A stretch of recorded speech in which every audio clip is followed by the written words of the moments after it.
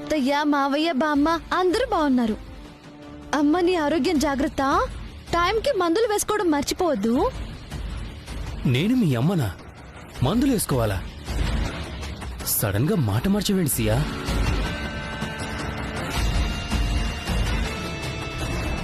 ఓ, అర్థమైంది. ఎవరైనా వచ్చారా? అవునమ్మా. అబ్బాబాబాబాబా, ఎంత తొందరగా క్యారెక్టర్ మార్చావు! ఏం యాక్టింగ్ సియా! ఈ పర్ఫార్మెన్స్ చూసే హీరోయిన్ అవుతావని నేను ఖచ్చితంగా చెప్పాను. ఇక నీ పర్ఫార్మెన్స్ ఎర్రగా తీసేసాయి. ఉంటాను మరి. బాయ్. ఓకే, ఉంటానమ్మా.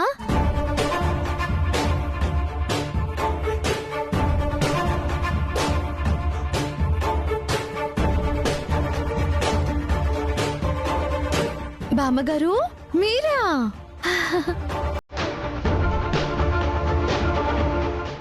అమ్మతో మాట్లాడుతూ మీరు వచ్చింది గమనించనే లేదు. చల్లగా ఉండమ్మా, లే. అంతా విన్నానమ్మా. అమ్మ ఆరోగ్యం మీద ఎంత శ్రద్ధ. అమ్మని బాగా చూసుకుంటున్నావంటే అత్తమామల్ని కూడా బాగా చూసుకుంటావు. నీలాంటి అమ్మాయి ఈ ఇంటి కోడలుగా రావడం మా అదృష్టం.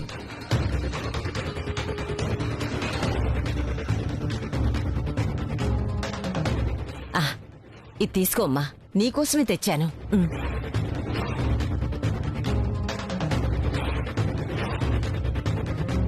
ఇంత డబ్బున్నోళ్ళు గిఫ్ట్ ఇచ్చారంటే ఎంతో విలువ చేసే నగే అయి ఉంటుంది. తంతే బూరల బుట్టలో పడ్డావే సియా. తెరిచి చూడమ్మా.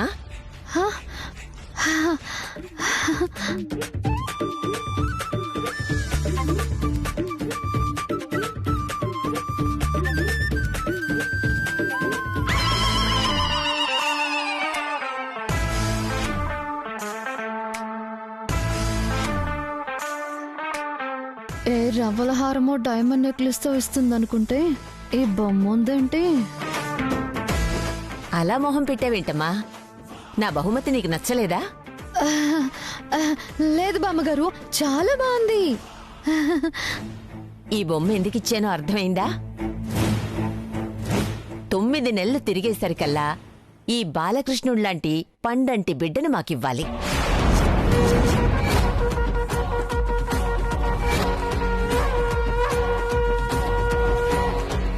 ఈ బొమ్మని నీ గదిలోనే పెడుతున్నాను. రోజూ ఈ కన్నయ్యని చూస్తుంటే ఇలాంటి రూపమే నీలో ఊపిరి పోసుకుంటుంది. పెళ్ళయిందో లేదో అప్పుడే పిల్లలు కావాలంట. వీళ్ల కోసం పిల్లల్ని కంటే నా హీరోయిన్ కలేం కావాలి?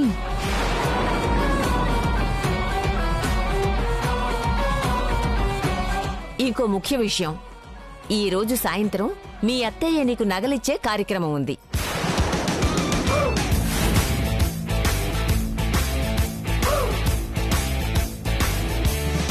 నగలా? అవును, చిన్న కోడలిగా నీకు రావాల్సిన వాటా నగలు నీకివ్వాలి కదా.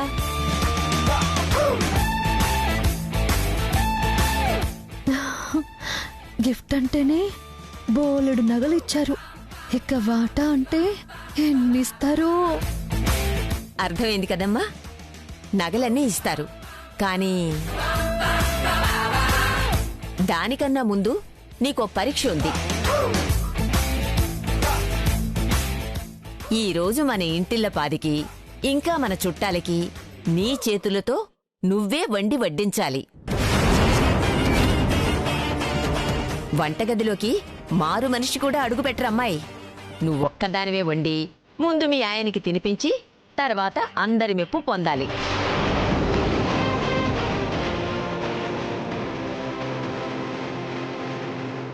అప్పుడే నగలు నీ చేతికొస్తాయి. ఏ మాత్రం తేడా జరిగినా నీ నగలు నీకు రావు. అర్థమైంది కదా? జాగ్రత్త.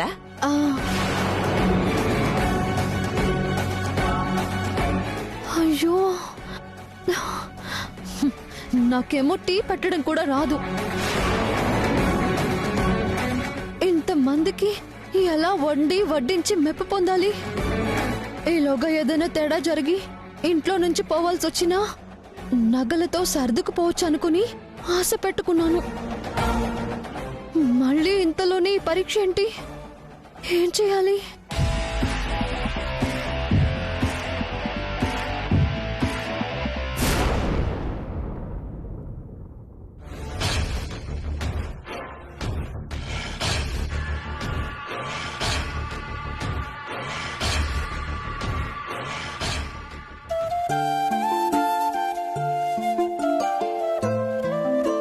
రాత్రెక్కడంతా బాగానే జరుగుంటుందా? ముసుగులో సియాని చూసి ఎలా స్పందించుంటారు? రామయ్య, ఏ గందరగోళం లేకుండా శుభవార్త చెవిన పడేలా చూడు.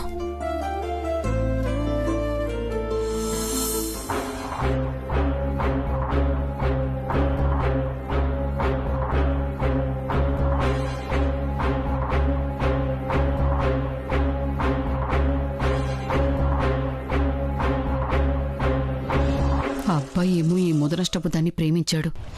ముసుగులో ఉన్నదేమో నా మనవరాలు. రాత్రి గదిలో ముసుగు తీశాక ఎలా స్పందించాడు? అసలు కార్యం జరిగిందో లేదో?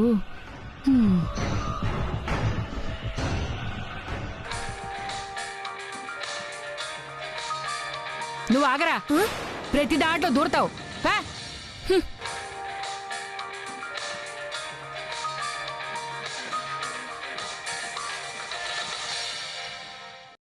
హలో నానమ్మ, నేను. సియా, నువ్వా?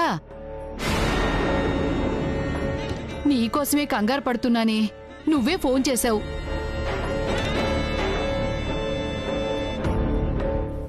నానమ్మ, నీతో ఒక ముఖ్యమైన విషయం మాట్లాడాలి. మాట్లాడుదూలే గాని ముందు నేను అడిగిన దానికి చెప్పవే.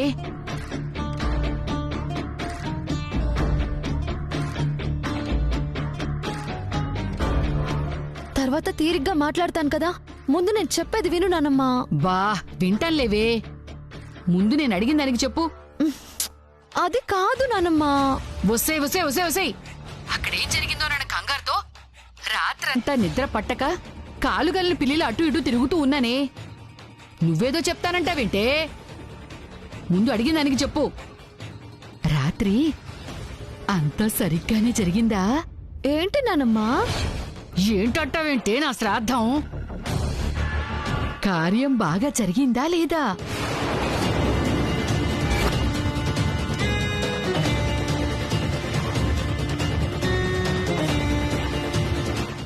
ఏం జరగలేదు అని చెప్తే నాన్నమ్మ ఆ విషయం మళ్ళీ ఇక్కడ చెప్తుంది. మళ్ళీ శోభనానికి ఏర్పాట్లు చేస్తారు. అమ్మో, నా హీరోయిన్ కళ నాశనమైపోతుంది. చెప్పకపోవడమే మంచిది. మాట్లాడవేంటే? కొంపదీసి కార్యం చెడిందా?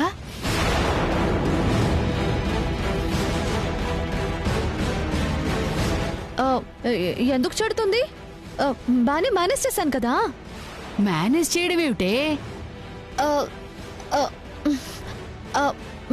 మేనేజ్ చేయడం కాదు నానమ్మా, మంచిగా జరిగింది అని చెప్తున్నాను. అమ్మయ్యా, శ్రీరామ శ్రీరామ శ్రీరామ. అంతా మంచిగానే జరిగింది కదా.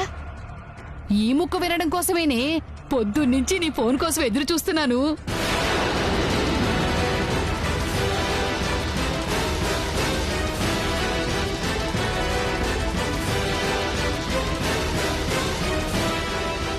అంతా బాగానే జరిగిందా?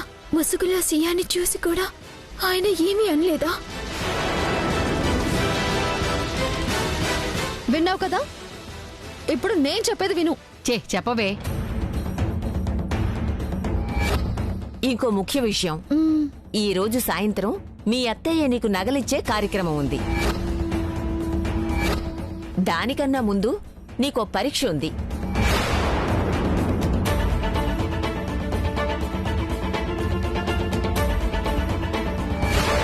ఈ రోజు మన ఇంటిల్లపాదికి ఇంకా మన చుట్టాలకి నీ చేతులతో నువ్వే వండి వడ్డించాలి.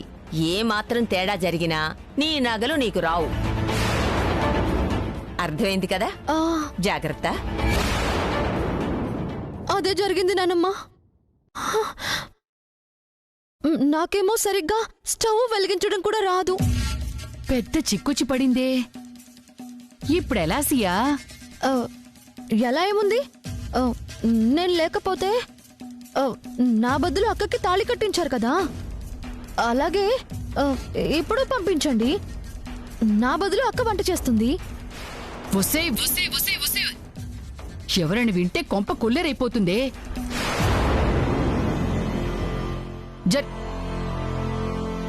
జరిగింది మర్చిపోమని చెప్పాను కదే.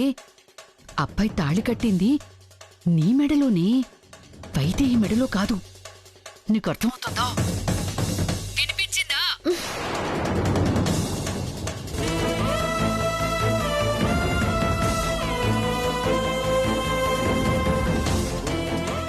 ఆ, ఆ, ఆ, ఆ, సరే. ఇంకెప్పుడు అనలే గాని వెంటనే అక్కని పంపించు. అదా, దాన్ని పంపడం కుదరదే. ఎందుకు కుదరదు? ఎందుకు ఏమిటి అని అడక్కు. కుదరదంటే కుదరదు, అంతే. అక్క మీద కోపంతో పంపించకపోతే నేను ఇరుక్కుపోతానే. నాకు వాటాగా రావాల్సిన నగలు రాకుండా పోతాయి. అర్థమవుతుందా? దానికేదైనా మార్గం ఆలోచిద్దాం. దాన్ని పంపించడం కుదరదంటే కుదరదు సియా. సియాతో మాట్లాడుతున్నావమ్మా? ఏంటి కుదరదని చెప్తున్నావు? ఏం లేదులేరా. అంత ఖచ్చితంగా కుదరదని చెప్తూ ఏం లేదంటావేంటమ్మా? ఇలా ఇవ్వు ఇవ్వు. అయ్యో, అబ్బాయి వైదేహిని ప్రేమించాడు. అక్కడికి వెళ్తే సియా కాపురం నాశనమవుతుందని ఎలా అర్థమయ్యేలా చెప్పాలి వీడికి? అయ్యో దేవుడా. సియా, ఏంటమ్మా? నాన్న, అది ఏమైందమ్మా? అడుగుతున్నాను కదా.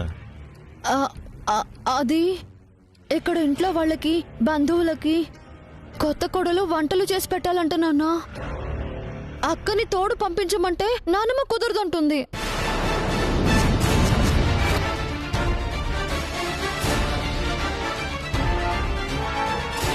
ప్రతిదానికి మీ అక్క అక్కడికి దేనికమ్మా? అది అలా చెప్పరా. వస్తే ముసల్దానా, నువ్వెందుకు వద్దంటున్నావో నాకు తెలిసే.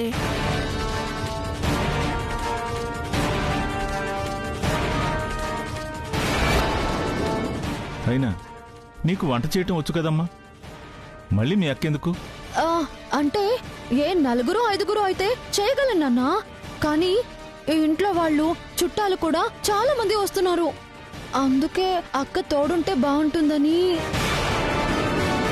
నాన్న, చెల్లి పెళ్లి బాగా జరిగిందని గుళ్ళో మొక్కు తీర్చుకోవడానికి వెళ్తున్నాం కదా, ఇప్పుడు వెళ్ళడం ఎలా అక్క ప్లీజ్ అక్క, మొక్కు అమ్మ నన్న వాళ్ళు చూసుకుంటారు.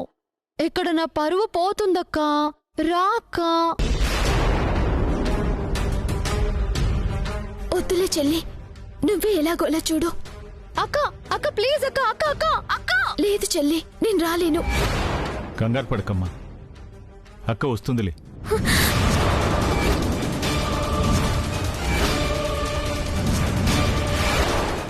థ్యాంక్స్ నాన్న. అమ్మయ్యా.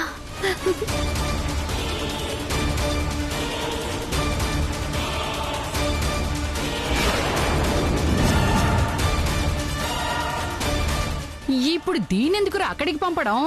కంగారు పడుతోందమ్మా, ఈసారికి వెళ్ళని.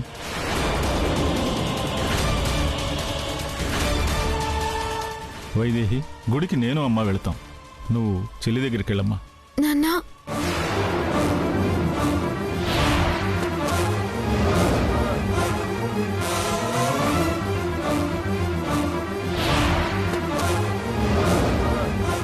ఏంటే వాడు వెళ్ళమంటే వెళ్ళిపోతావా?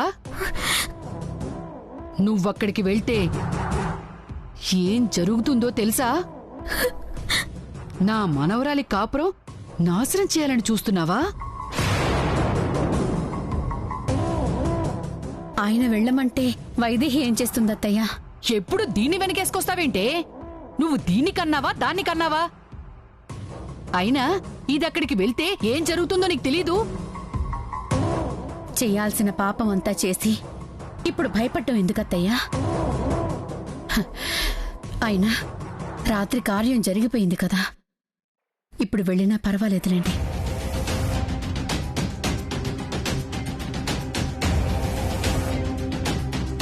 నువ్వు వెళ్ళిరామ్మా.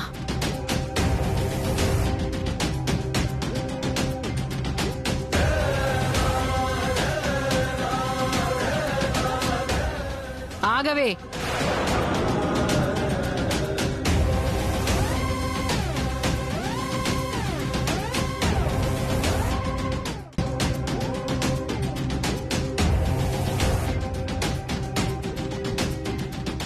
నా కొడుకు వెళ్ళమన్నా నీ కాళ్ళు విరగ్గొట్టి మరీ లోపల కూర్చోపెట్టగలను.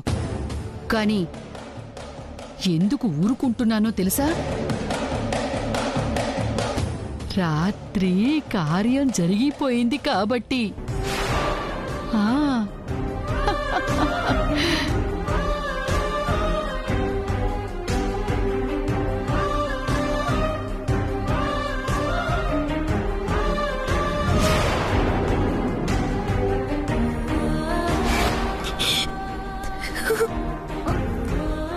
దీన్ని బట్టి నీకేమర్థమవుతోంది? సియాని భార్యగా ఆ అబ్బాయి అంగీకరించాడు.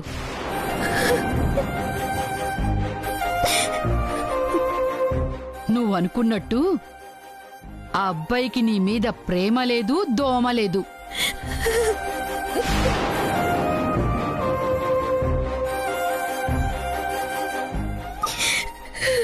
ఉందో లేదో ఒక్కసారి అక్క బావగారికి ఎదురుపడితే తెలుస్తుంది. ఎందుకు ఎదురు పడుతుంది? పడితే గొంతు పిసికేస్తాను. ఎవ్వరూ చూడకుండా చాటుగా వెళ్ళి వాళ్ళందరికీ వంటలు చేసి రావాలి. పిచ్చి పిచ్చి వేషాలు వేశావే అనుకో, ప్రాణం తీస్తా.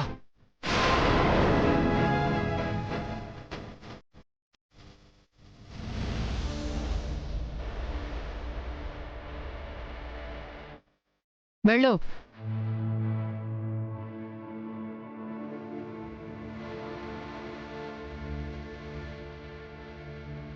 అక్క అక్క అక్క నేను వస్తానక్క. వద్దు తమ్ముడు, సత్యనారాయణ వ్రతానికొచ్చి నువ్వు చేసిన గందరగోళం చాలు. నేనే వెళ్తాను.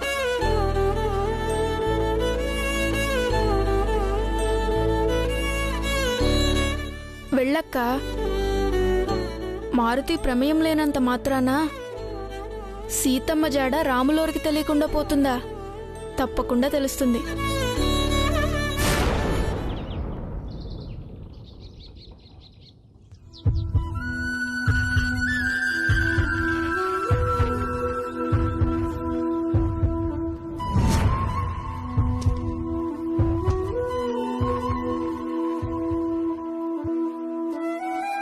ఎందుకింత పని చేశావు?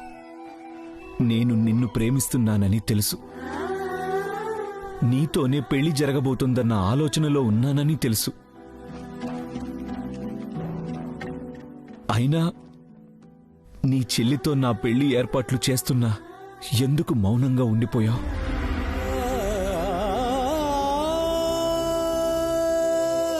జీవితాంతం నాకు తోడుగా ఉండాల్సిన నువ్వు ముసుగేసి నీ చెల్లెల్ని తోడుగా పంపిస్తుంటే ఎందుకు సంబంధం లేనట్టు ఉండిపోయావు?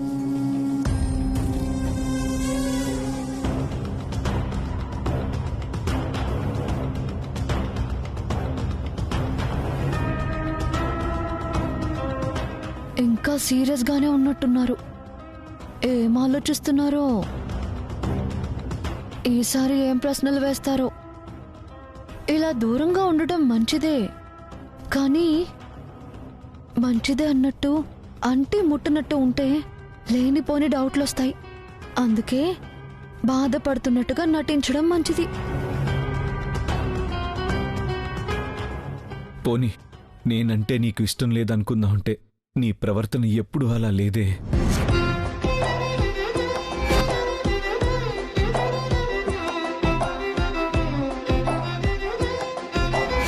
మరి ఎందుకిలా చేసావు? నాకు సమాధానం కావాలి. నేరుగా నీ దగ్గరికి వచ్చి తేల్చుకుంటాను.